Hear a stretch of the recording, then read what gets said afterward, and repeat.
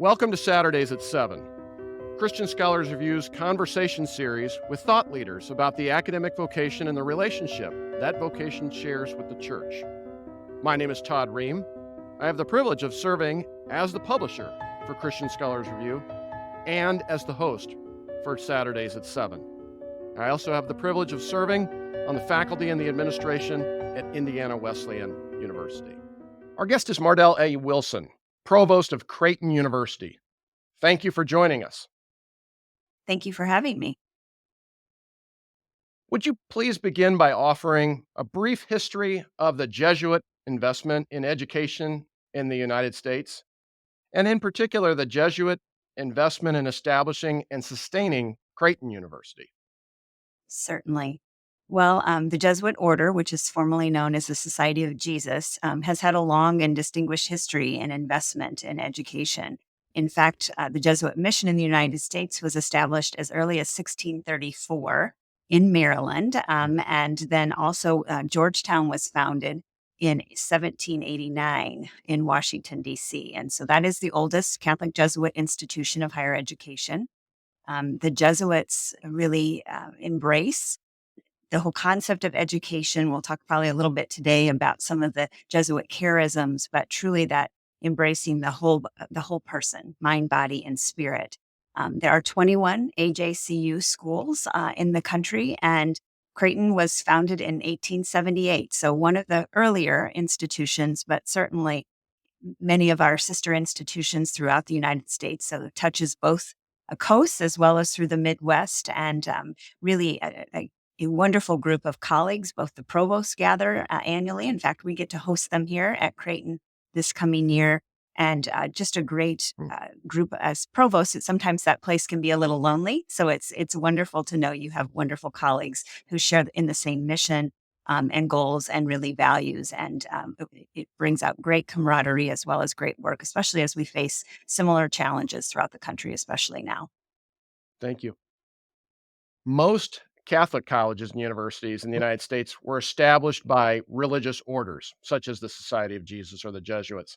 And part of what makes those orders, and in turn their institutions they sponsor, unique are their charisms, as you just mentioned. Can you say a little bit more about the charisms that define the Jesuits broadly? Well, certainly, we focus on, about 6 of those charisms here through our Jesuit education, and magis meaning more. And oftentimes, sometimes you'll hear folks refer to, I have to do more with less. And that's not at all what magis means. Magis means how we do it. We do it with more. And it's one of those aspects when you think about our core curriculum is referenced as the magis core curriculum. It's what creates an individual. It's that foundation and an institution that is complemented both by undergraduate programs, which were rooted in the liberal arts, and also a very robust health sciences portfolio. It's the thing that we would say is quite distinctive. Another charism are, men and women for and with others, and certainly sharing gifts, pursuing justice, having concern for the poor and the marginalized is really focused on that service mindset. Many of the students who come to Creighton already have a strong interest in service and justice. And so the things that they do with their time and energy and how we provide those opportunities for formation in that area are quite important. I've already mentioned a little bit about cura personalis, which is care for the individual, the whole individual, mind, body, and spirit as a child of God and God's creation is certainly something that is referenced often and I would say felt often. And then unity of heart, mind, and soul. So as I just mentioned, as well as to the greater glory of God. So how do we serve to the greater glory of God? And then also one thing that we find distinctive about our graduates is that we are forming and educating agents of change. It is one thing to have the education, but to prepare individuals to go out into the mission field and really think through how do you practice with passion and compassion. Oftentimes we talk about that with our health professionals, how important that is. And certainly as Creighton was founded, and just to kind of go back to that question a little bit, in 1878, it was really the product of 2 sisters. And Mary Lucretia was married to Edward. And when Edward died, she made a commitment to bringing an institution of higher education here. long story, Mary and her sister were prominent philanthropic, provided prominent philanthropy throughout Omaha. And then in working with the bishop is the one who brought the Jesuits. And so thinking through how can we care, because truly Mary Lucretia and Sarah Emily cared for the community of Omaha greatly at that time and often referenced. In fact, we have a saddle in our archives where they would ride through the city's streets and provide to the poorest of the poor. And so really thinking through how do we create individuals who are interested in business, history, nursing, etc., that really have this foundation of charisms is quite unique and really something I'm extraordinarily proud of. Thank you. Yeah, they sound like amazing individuals and helped. They found established the university and helped have lived on through how it flourishes to this day. If I may ask, you've mentioned the health sciences already a couple of times. Can you talk briefly about Creighton's relatively unique investment in health sciences and where those investments are also made? Yeah.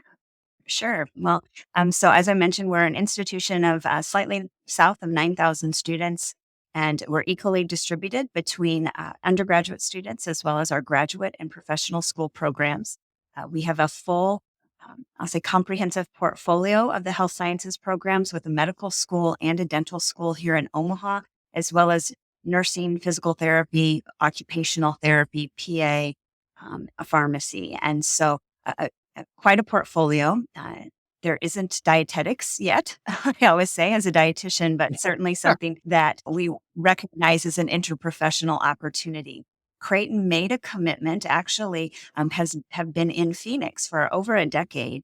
And we had M3 and M4 students who went to Phoenix for that experience and was really invited to come and bring a campus of our health professionals to Phoenix. And so we opened that campus just 3 years ago and graduated our first class actually in a couple of weeks ago. And so excited for that group of occupational therapists. And next year, we'll actually have all of the programs. So it really is restricted to our health sciences programs, knowing that the Southern Valley in Arizona was really, it ranked quite low on the number of physicians, et cetera, that were coming into the community. And so how can we help with physicians and all healthcare providers there? So it's been a unique experience for us, an outstanding experience. Just growing as a campus. And as I oftentimes feel, even though it's, quite a different climate, it is not a different climate when you walk into that campus. Back to those Jesuit ideals, those charisms, they are central and are the primary tenets. It doesn't matter where you put us. Those are the things for which we approach our education. And also provides a nice place to go do a visit, potentially too, in January in the Phoenix area or February, in contrast to what winter may And offer it's at not times in bad. Omaha. Yeah, Yes, it is thank not you. bad. But it's also a place where we have to visit in July and August, and that is the equivalent of February in Omaha. Yeah. Yes. Yeah. As the number of Jesuit priests serving Jesuit college and universities has unfortunately declined over the course of the last 50, 60 years, what practice, if any, have lay leaders developed to ensure those charisms, as we've been talking about, continue to be woven into the culture of Jesuit colleges and universities?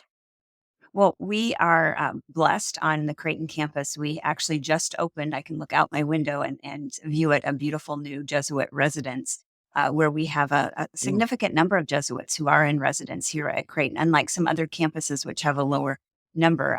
What I'll say about that first, I'll talk just a little bit about the Jesuits and even their new residence. The design was really so that there would be a presence and people could feel that presence, even though it may not have the same magnitude as you have referenced has occurred over the years.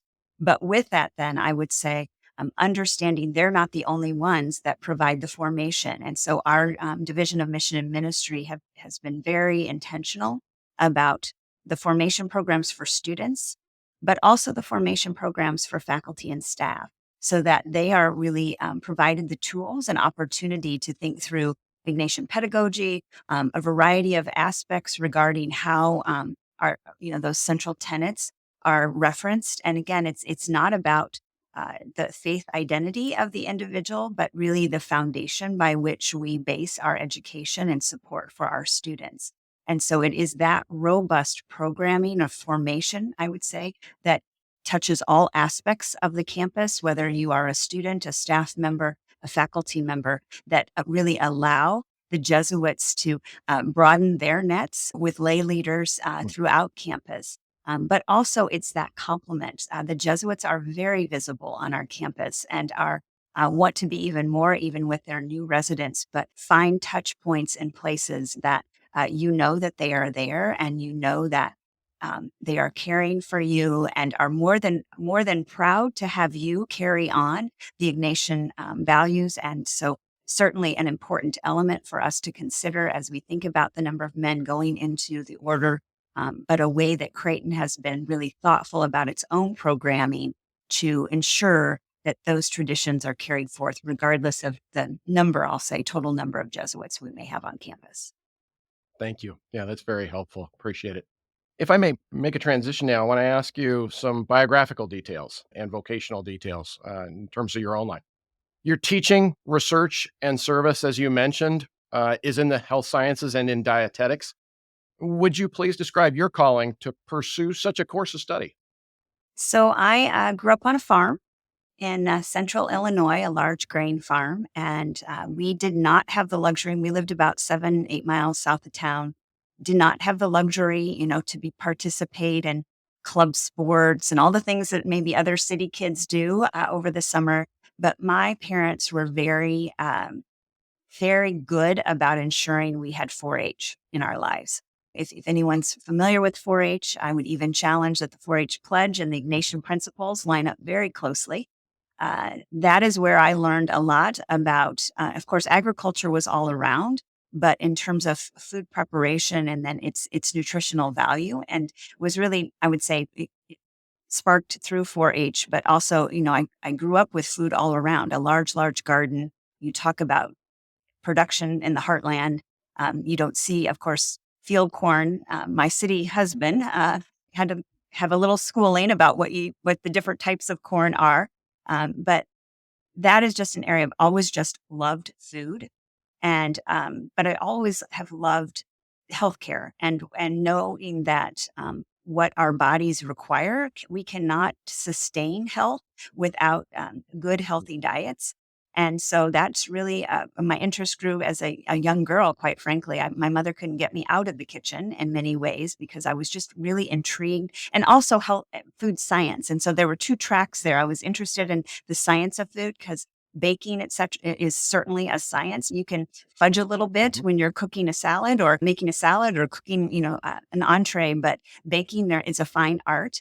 And so all of those aspects and principles, which were reinforced in 10 years of 4-H, interested me. And so I went on in an undergraduate major in dietetics. And then that's where my graduate program work is. And then my PhD or my EDD is actually in curriculum and instruction with an emphasis in family and consumer sciences.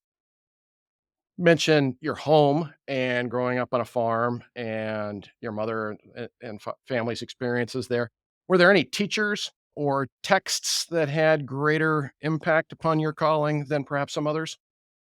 So, certainly my 4-H leaders, they saw in individuals promise in certain areas and certainly encouraged us. 4-H, you also learn great skills, like you have to do demonstrations, there's talks, there are records. And so I think even back to my career and all of the places where I learned basic skills in 4-H. I will say in high school, I had a couple of teachers that were really quite influential.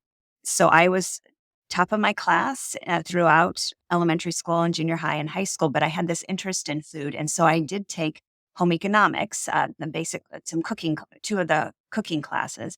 I got a little flack from that I wasn't maybe taking the highest end courses, but I knew that if I knew the science behind that. And so Mrs. Clark was at that time, it was referred to as home economics.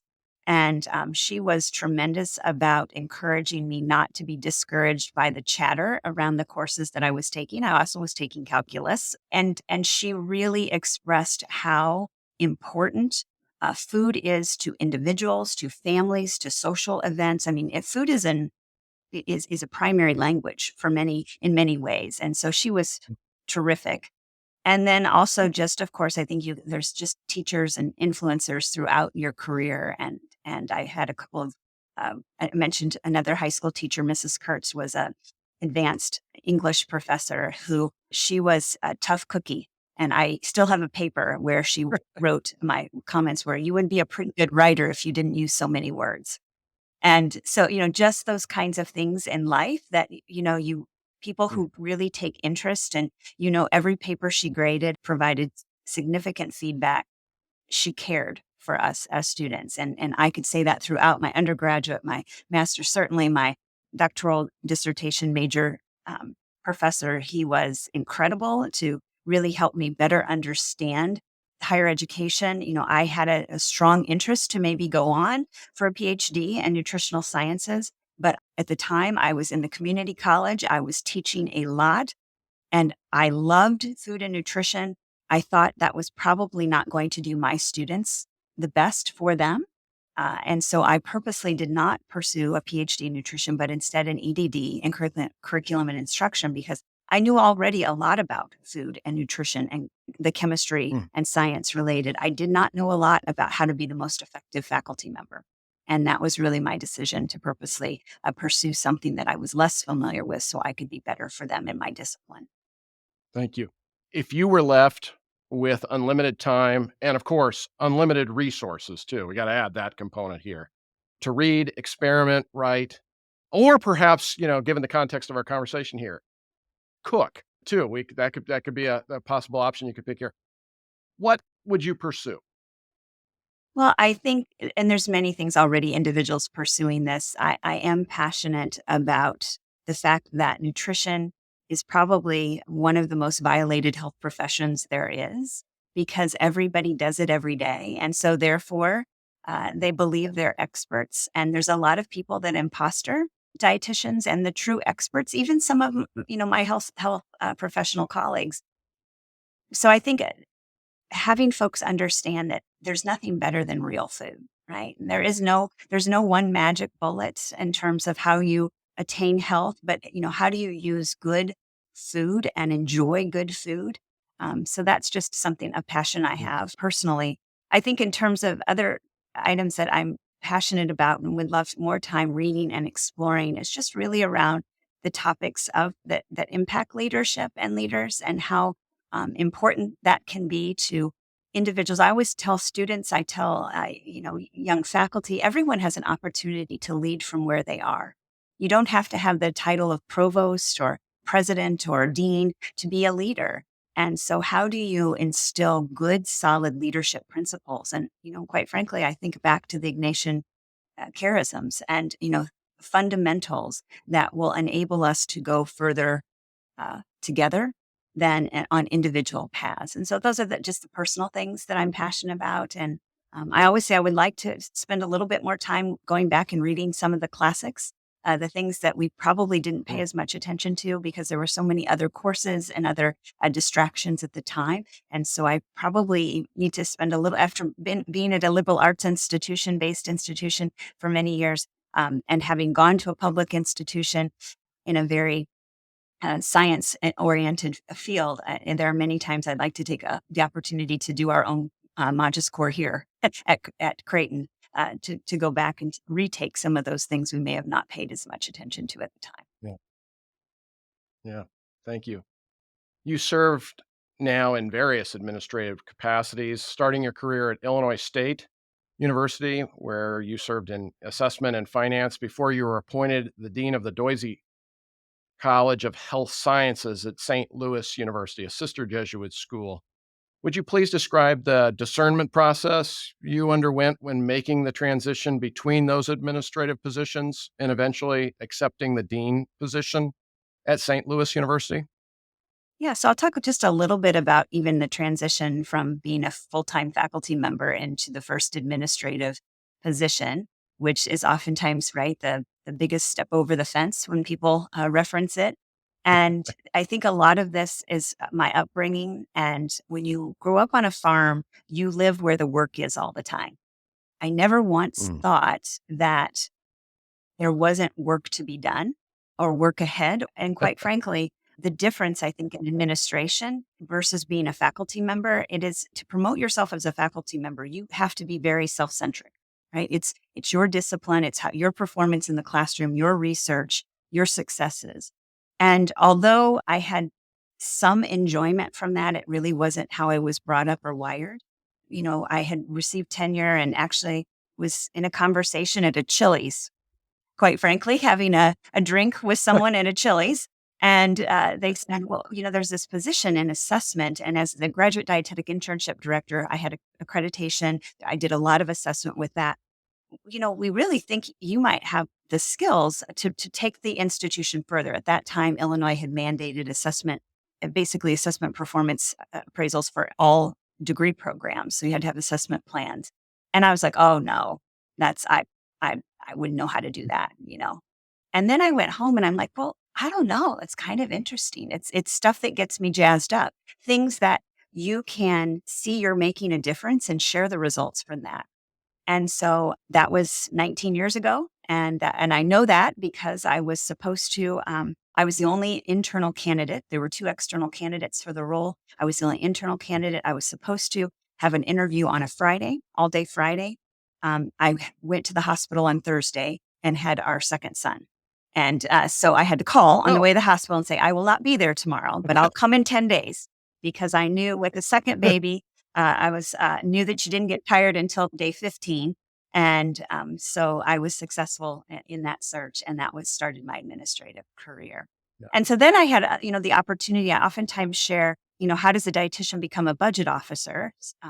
And I always tell parents and others that that's what a good college education will get you, transferable skills. It's important and oftentimes very important for women to know when to say no to certain requests. But I would also contend it's important to know when to say yes.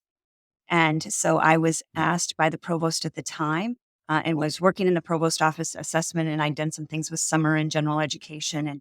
And she had a position that the finance director, basically, so the AVP for fiscal management, was out of the faculty because she was very interested that whenever you talked about finances, you could talk about it in a way that faculty understood and respected. And I ran summer session, and there was, quite a bit of financial piece because that really sat outside of the regular budget system for fall and spring tuition revenue. And so she came to me and asked if I would be interested. She would be willing to put in what was called a search waiver. And I immediately said yes. And, there was a lot to learn, and it was one of the best jobs. I've loved everything I've done in higher ed. I have not ever had one role I did not love. And so then to your question about discerning, I was at Illinois State for 17 years. It was a great institution. I had wonderful family and friends close by. And I had a dean who said to me, Mardell, because I was kind of feeling, I knew what I did impacted students and faculty every day. I just didn't get to be very close to it. And she said, this dean said to me, how you approach your work every single day is absolutely in alignment with the Jesuit charisms. And she knew I was a woman of great faith. And she said, I think that there's a position as Dean of the Health Sciences College at SLU, and I think you need to consider it. And the rest is a bit history. And she was exactly right.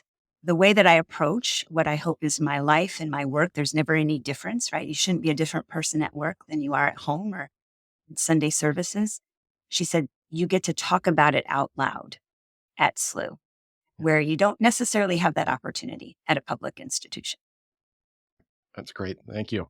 Yeah, very generous supervisor and looking out for the ongoing professional advancement and formation of the people that work there.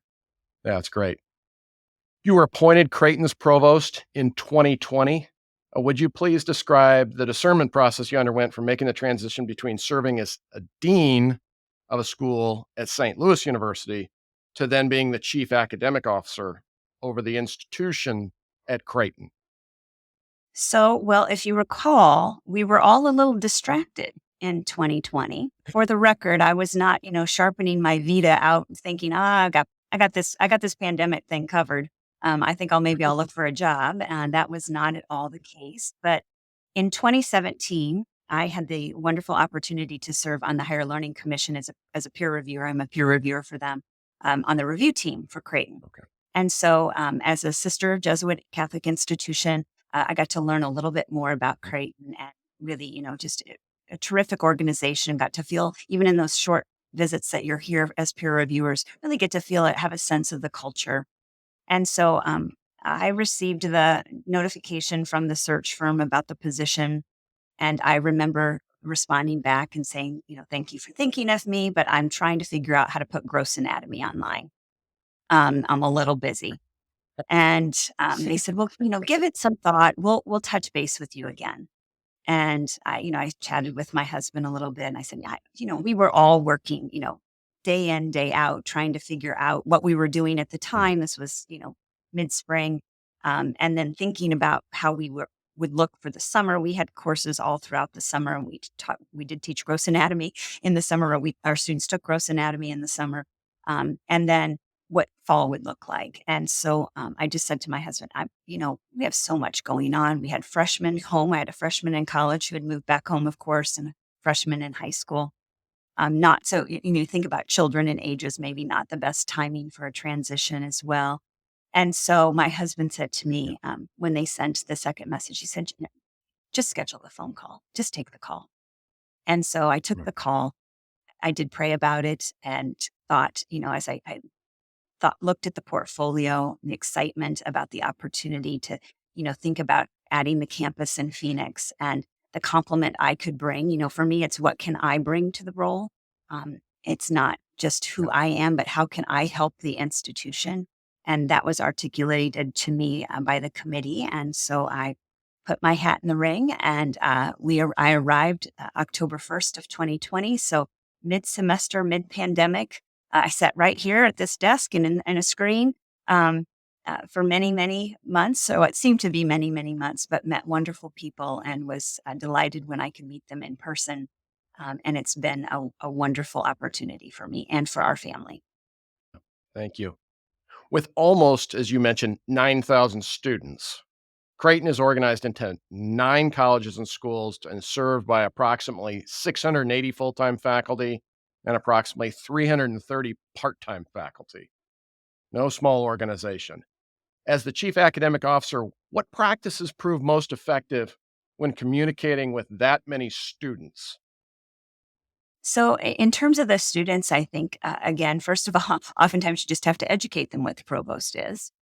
And Yeah. so, giving opportunities for them to learn and understand what my responsibility is to them. I do a lot of that, quite frankly. I try to participate as much as I can in our admitted student days, as well as in our preview Mm. program. So, freshman students coming in, and then, various ways of the opportunities to intersect with our professional school programs. If I think about just communication in general, whether it's regardless of the audience, I think authenticity and what I call predictable transparency, so that they understand they don't have to ask for the transparency that they might see, but they know it's going to be there and that there's a name and a face associated with that. I do a few things to ensure that they recognize that I am here for them. And I always say my full job is for the students and the faculty. I work those two groups. I work every single day for. And so I participate and we have late night breakfast that we serve during final exams. That's open up to any student. I participate in those. Yeah. I try to say yes to as many either, guest speaking opportunities at student organizations. I work with our Creighton Students Union, both their executive committee and as well as opportunities to intersect with the student groups there. And then I am a runner. And so on reading day in the spring, we have the Provost Fun Run. And so I had the luxury, I had 3 young ladies were graduating seniors who ran it all 4 years. And so we captured a moment Oh, uh, this past spring, and that's been terrific. So just always an yeah. explanation and understanding that my job is to make their experience nothing short of fantastic. I would say that is Yeah. the exact same job I have for faculty. My job is to ensure Yeah. that their career as a faculty member is nothing short of fantastic. you mentioned faculty. Faculty know who the provost is. Faculty know what a provost is. Faculty, though, depending upon the group, of course, may be even harder with whom to communicate than students at times. What's proven most effective in terms of communicating with faculty members? The same things I said before, I think with authenticity and predictable transparency. And, I think that predictable transparency creates more trust. And so, the Mm, things that you can do to show that you say what you're going to do, you do what you said you were going to do, and you repeat. And that has to be true yeah, in, when you're making decisions that are maybe faculty favorable and when you have to make decisions that may be more questionable. And that you actually, genuinely listen and explain that the role here and try to educate accordingly, on the most simplest of things, what I would say we believe is simple because we live in breathe it every day. So, what is a tuition discount? What does that mean to revenue? Um, how does that offset what we're doing in terms of building? How do capital projects, how are they funded differently? So just, give them as much education because I said, what happens, regardless of the audience, of when you don't understand something, you either make it up or you ignore it. And so I would say in the academy, faculty probably are more favorable to number one. So if I don't fully understand what's happening, I'm just going to create my own narrative. It's my responsibility to help them not have to create their own narrative if I can help better educate them and include them in the discussion. And so, that there are little things that I do. I have a monthly newsletter called the Provost Digest that just highlights important aspects. One of the things, and that was started, before I came here, and just to ensure that the letter I have to that really speaks to them, acknowledges them, encourages them to participate in certain activities. But even the content, I'm oftentimes surprised. I actually have one of the highest open rates emails on campus. Our folks tell me so. I oh, think it's opened in the 80% range, which, that's pretty good. I always sometimes say I didn't know it was that exciting, but, and then I'm oftentimes have the opportunity where folks will send something back, just thanking me for including. And one of the things I have the luxury, very much a luxury and privilege of having the full provost portfolio. So I have student life, student success, our enrollment management, as well as all the schools and colleges within the umbrella of the provost, research and, yeah, of course, and sponsored programs. And so ensuring that there's sort of fair representation within the Provost Digest and really getting a good comprehensive understanding of what the great work that's happening among faculty and staff at campus. And so I think just always being available for conversation, trying to be, again, an exceptional listener, but also understanding what and reinforcing what our fundamental cares are at the institution, which we all intersect around students. And if you can bring the conversation back to how does this impact our students, that's where you have the most common ground. thank you. Thank you. Appreciate that. As a faculty member, I will say I have never filled in details when I didn't understand something, but there I may be taking some license there too. Uh, yeah, I would say that your focus on that first It's an component. honest path. Yeah. Yeah, yeah. No, we're very proud of fact we're bright people, and thus we must be able to figure it out.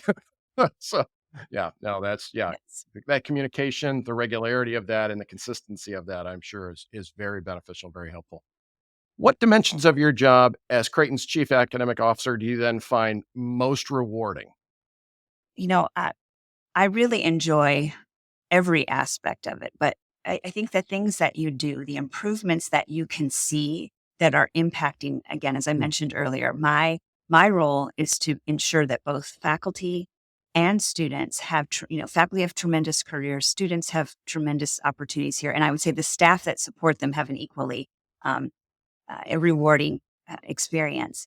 Is to see maybe advances or modifications, changes that impact and help to support a wide audience. So I have the luxury of, sitting out and up and abroad to look at things, and how are certain changes or how we approach things. One of the pieces people will reference around here, when I came, I talked a lot about my attempt to create a frictionless experience, both for students, faculty, and Mm. staff. So whether that's our systems, don't let the little things get in the way of, quite frankly, where we started, our Jesuit charisms, right? Like don't let how we operate prohibit us from really flourishing and advancing. And so it's those pieces, there are really challenging, complex problems that can happen. And the fact that how we use our team, and that's something I have really emphasized here. Institutions have a long history and sometimes supported by budget models that create siloing. I think moving forward in higher ed, if we are not working across boundaries and in interdisciplinary ways, you will not be successful. So that is something I'm passionate about. I have a tremendous group of deans who are embracing this. How do we not create our own one-off experiences in Yeah. each school and college? And that gives me a lot of great joy, is to see what the outcomes of collaboration can be. And that's truly what I think is where higher education, that's the only place you can flourish in the future. Thank you. For individuals then who are discerning whether to embrace comparable responsibilities as a chief academic officer, follow a path comparable to the one that you've followed to this point in your career, what advice would you offer? Well, first of all, I'm a recovering type A, I say, because I have always been a bit of I think people don't get in these roles. I would used to say dietitians didn't even know there was a box you could think outside of, because we're kind of wired the same. First of all, the first thing you have to feel comfortable with is you're never going to get the work done. There's always more work than Mm, time. And so yeah, if you are only get satisfaction by checking off the things on the to-do list, I think you have to put that away a little bit, because there are to-dos and there's lots of things you can see progress on, but there's always more work than time. And so you do have to build up a comfort zone to that. I think the other aspect is you have to feel, I mentioned it earlier, that you can be the same person wherever you are, right? There's no difference to who you mm, are and how you approach your work, your life, and your authenticity about wanting others' success. And then what I talked about is, that's probably the hardest challenge for many faculty. And this is why some people make tremendous faculty their entire career. I will tell you, my contribution to higher education, my vocation, my calling, in my opinion, I can contribute much more as an administrator than a faculty member, because I was not mm, very good at that self-centric piece that you have to be. Even in my lines of inquiry were oftentimes impacted by the master students that I had, and their interests. And instead of keeping everyone focused only in my particular areas of research. And so you have to be willing to understand that it's not the things that show up on your Vita that equal success, it's the things that show up on everyone else's. And so if mm, those are the things that give you great satisfaction and joy, then these are the kinds of roles that can be really fulfilling.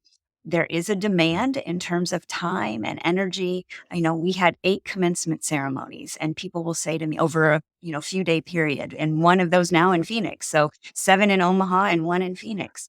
And they start on a Thursday and it ended on a Sunday. And people would say, "Oh, are you tired? I'm like, are you kidding me? That's like 8 Super Bowls for me. Like, who gets to have 8 Super Bowls?"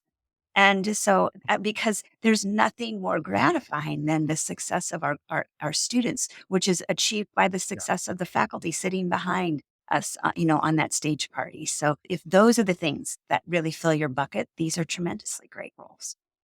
that's yeah, great advice and beautiful perspective. I got hung up thinking, how many hands did you shake over 8 commencement Well, services?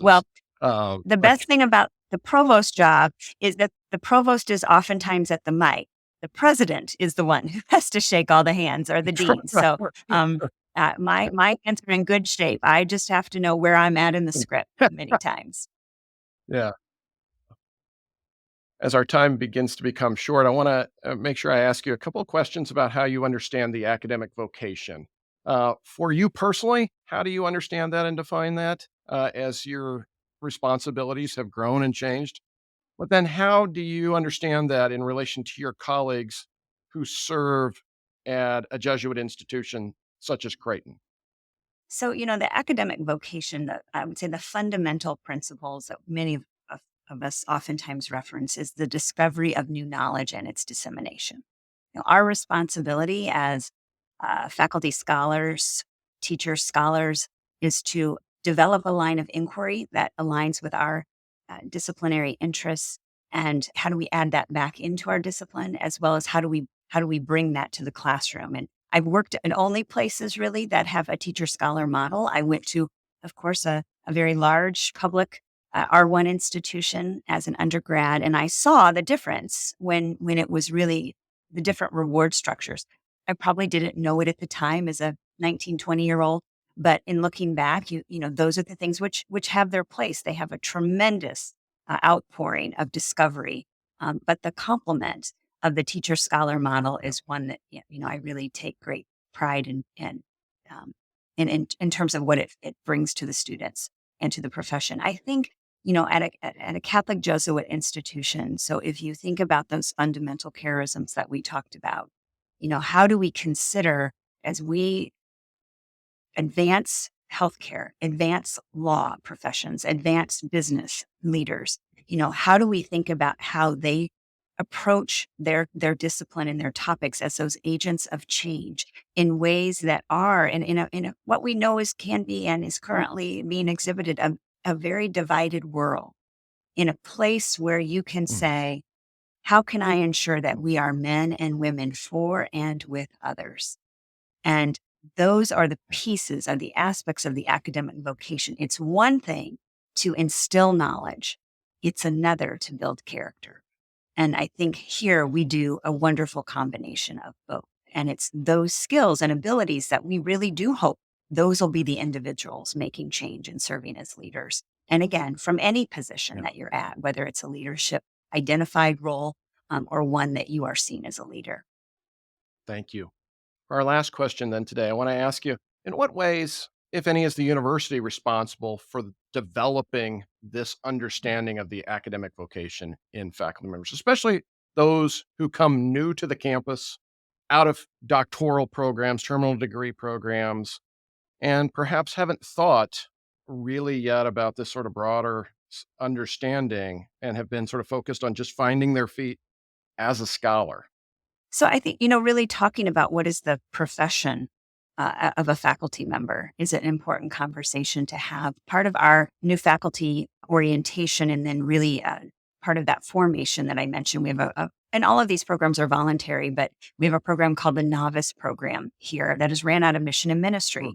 And it really sort of takes faculty through different areas. You get to learn about, what's the provost role and responsibility. And I have a really terrific, embarrassing story about when I was a very young faculty member. Colleagues, we shared offices, and a colleague of mine, I was at the community college. We had a 2+2 program with a four-year institution that had an engineering program.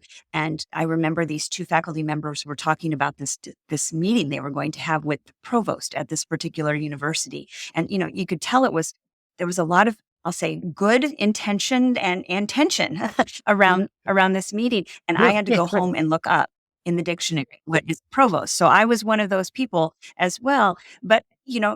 to understand what is the vocation in terms of not just your one piece of passion, but how do we take those Jesuit ideals and charism and match it to the things you want to do with your students? And so really Mm. walking with them and understanding that even through the promotion and tenure process, how do we help them develop and come along? Oftentimes, in many roles in the academy, and I'm just as guilty as others, we dump people into the role and we forget that they've never done that thing. And so, just as I mentioned in my own career, like I had a lot of nutrition knowledge. I knew nothing about how to be a successful faculty member. And so, how do we ensure we are bringing those tools into their toolbox as well? Because oftentimes, the discipline section in their toolbox is well refined and has all the right pieces. And how do we support them and really provide good feedback. And those are things we're improving